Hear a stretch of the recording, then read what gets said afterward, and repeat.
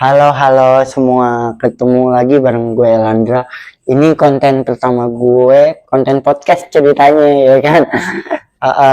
Nah, kenalin gue Elandra, gue seorang penyandang disabilitas yang pengen ngomong banyak hal tentang disabilitas, pengen tahu banyak hal tentang disabilitas, dan gue juga sedang berusaha untuk memahami ulang apa itu disabilitas.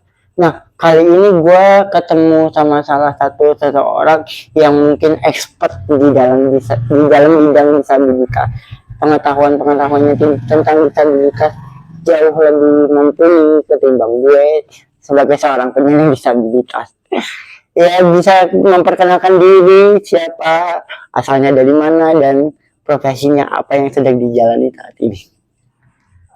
Perkenalkan, saya Muhammad Hambali.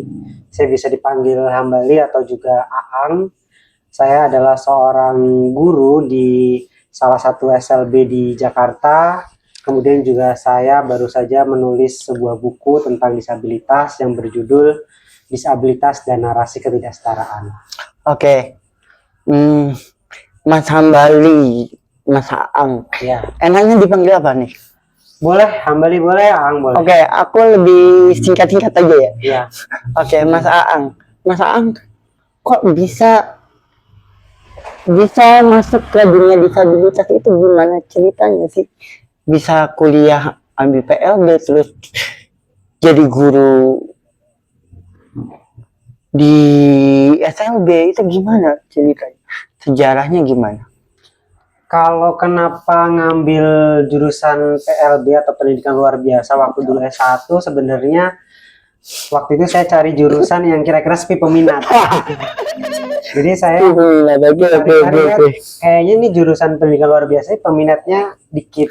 Dan ternyata tebakan saya benar gitu. Saya nggak begitu pintar dan akhirnya bisa lulus atau lolos masuk perguruan tinggi di UNJ waktu itu. Tapi kenapa saya tertarik juga karena saya sebenarnya punya latar belakang atau kedekatan personal dari keluarga saya. Jadi nenek saya adalah seorang penyandang disabilitas netra atau penglihatan. Kemudian kakak perempuan saya adalah seorang penyandang skoliosis atau kondisi di mana tulang belakangnya membentuk huruf S. Kemudian orang tua saya atau bapak saya adalah seorang penyandang disabilitas fisik yang saat ini menggunakan tongkat untuk mobilitas sehari-hari. Oke. Berarti tadi itu ada faktor-faktor pendukung lah kenapa akhirnya bisa terjun ke dunia disabilitas ya. Iya, betul. Oke. Kira-kira Mas, hal menarik apa yang pernah Mas temuin atau Mas alami ketika Mas belajar mengenai pendidikan luar biasa ini? Boleh dong diceritain? Ya, banyak ya yang pengalaman saya dapatkan ketika saya dulu kuliah maupun sekarang saya mengajar sebagai guru SLB ya. Ketika dulu saya kuliah itu memang selain kita belajar di kelas, kita sebagai mahasiswa banyak melakukan observasi ke sekolah-sekolah luar biasa. Dari observasi tersebut kemudian saya banyak belajar, banyak mengenal bagaimana anak berkebutuhan khusus, bagaimana anak-anak disabilitas, karakteristik mereka, kebutuhan belajar mereka. Saya merasa banyak sekali belajar dari pengalaman-pengalaman tersebut. Kemudian juga saya punya pengalaman ketika saya pernah satu hari mencoba untuk merasakan sedikit pengalaman menjadi seorang penyandang disabilitas netra.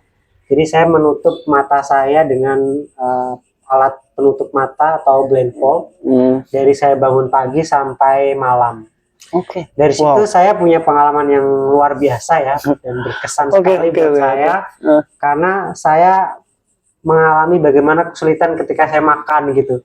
Saya tidak tahu di mana posisi lauk saya tidak tahu di mana posisi sambal saya gitu. Saya sulit gitu. Kemudian juga saya kesulitan ketika saya ke kamar mandi gitu ya, saya tidak tahu di mana posisi kloset, di mana posisi ember atau gayung untuk membersihkan diri gitu. Begitu juga ketika saya sedang berjalan dari tempat tinggal saya ke kampus gitu, saya sampai harus menabrak-nabrak tempat sampah dan sebagainya gitu. Sorry mas, aku potong. Iya. Itu benar-benar sendiri tanpa ada pendamping. Tanpa ada pendamping. Wow. Saya benar-benar pengen coba gimana sih sedikit punya pengalaman tersebut. Tentu pengalaman itu tidak benar-benar seperti yang dialami oleh teman-teman disabilitas netra. Tapi setidaknya saya punya sedikit pengalaman ketika kondisi mata saya tertutup seperti itu. Selain mencoba menjadi tunanetra, ada hal yang lain gitu. Contoh menjadi seorang yang keterbatasan fisik atau yang lain-lain, pernah melakukan eksperimen tersebut atau hanya mencoba menjadi tunanetra? Kalau keterbatasan fisik sih mungkin pengalaman saya misalkan ketika saya mencoba menggunakan kursi roda. Oke, menarik. Kebetulan kondisi tempat kuliah saya itu kan lantai 3 ya. Wow. Itu dan di sana masih menggunakan tangga. Yang otomatis tentu itu tidak akses buat pengguna kursi roda. Iya. Gitu. Kemudian saya mencoba menyumpal telinga saya dengan penutup telinga gitu ya untuk sedikit mengalami pengalaman hambatan pendengar. Ternyata menurut saya itu tidak bisa. Saya merasa kalau pengalaman yang dialami oleh teman-teman tuli itu bukan seperti itu. Oh, berarti kurang lah, experience-nya kurang. Ya, saya merasa bahwa ternyata pengalaman tersebut nggak cukup untuk bisa menggambarkan menjadi seorang disabilitas. Betul. Oke. Itu cukup menarik sih mas menurutku. Ada orang belajar bagaimana caranya, belajar untuk mengalami caranya untuk menjadi seorang penyandang disabilitas. Itu sangat menarik gitu. Oke.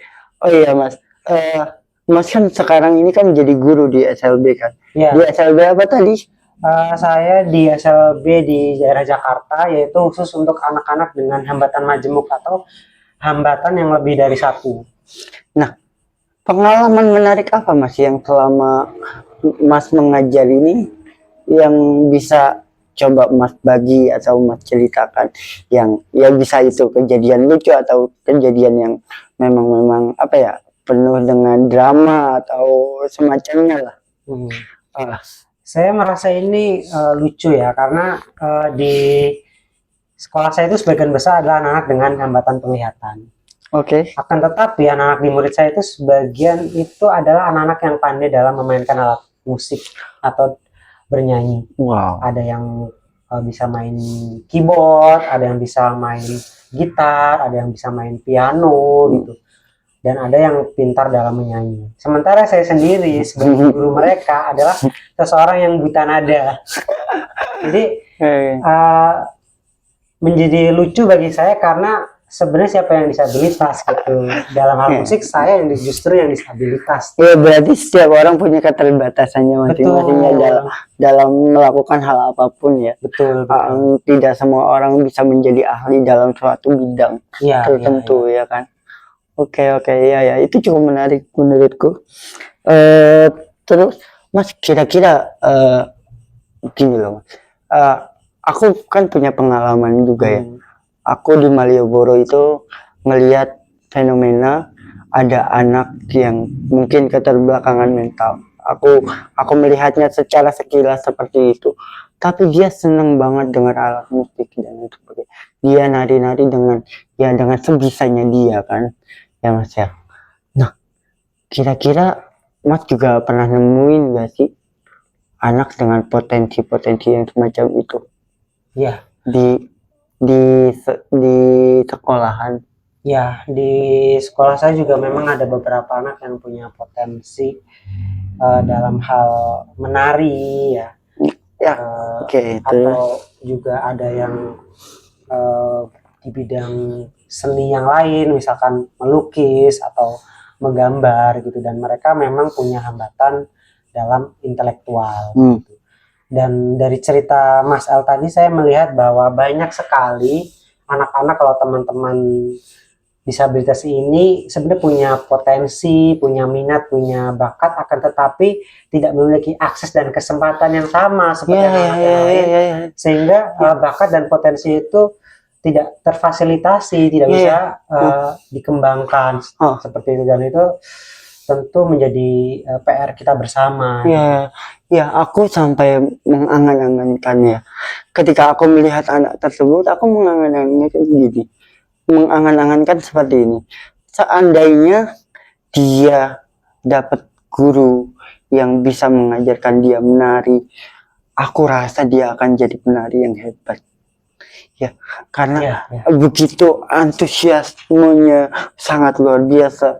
Begitu aku melihat energi yang luar biasa di dalam dirinya ketika dia menari dengan walaupun dengan gerakan yang sangat-sangat sederhana dan sangat-sangat absurd menurutku, tapi seandainya anak itu dilatih, aku rasa potensinya akan lebih besar ketimbang orang yang belajar menari. Aku sangat-sangat berharap suatu saat anak itu dapat terfasilitasi. Betul. Mas, kira-kira kan banyak ya, banyak teman-teman disabilitas yang memiliki kemampuan, yang memiliki kelebihan. Kira-kira Mas, faktor-faktor apa saja yang sehingga dia bisa menemukan potensi-potensinya itu? Selain faktor-faktor minat dan bakat si anak ini tadi. Pertama kita harus melihat bahwa isu disabilitas ini bukan isu individu ya, tapi ini adalah isu sosial, isu lingkungan yang belum bisa memberikan akses yang sama. Dalam hal ini akses pendidikan maupun akses untuk mengembangkan minat dan bakat gitu. Dengan lingkungan seperti itu, maka sebenarnya menurut saya anak-anak disabilitas ini perlu mendapatkan dukungan, terutama dari lingkungan terdekat dia, yaitu keluarga. Keluarga yang bisa menerima, keluarga yang bisa melihat potensi, minat dan bakat anaknya, bukan keluarga yang justru merasa misalkan anaknya berkekurangan, anaknya tidak bisa apa-apa gitu. Sehingga anak tersebut memiliki support system yang membuat dia punya kesempatan untuk berkembang. Nah, itulah yang selama ini saya melihat belum banyak anak-anak yang punya dukungan dari orang-orang terdekat atau keluarga tersebut. Kemudian juga kadang-kadang ketika keluarga sudah suportif atau sudah mendukung, ada faktor lain yaitu faktor ekonomi atau finansial. Beberapa anak murid saya datang dari latar belakang ekonomi kelas bawah yang tentu saja mengalami kesulitan secara finansial untuk memberikan dukungan dalam hal pendidikan, dalam hal pelatihan, dalam hal akses untuk belajar, sehingga kesempatan itu tidak dimiliki oleh anak tersebut. Ya, cukup disayangkan sih Mas kalau sampai ada justru potensi dari teman-teman disabilitas ini tidak tersalurkan, tidak teraktualisasikan dengan baik. Saya juga berkaca dari pengalaman saya pribadi. Ya, saya juga kayaknya sih kurang dapat dukungan dari lingkungan saya. Ya, saya juga kurang lah support system. Yang paling support diri saya hanyalah diri saya sendiri.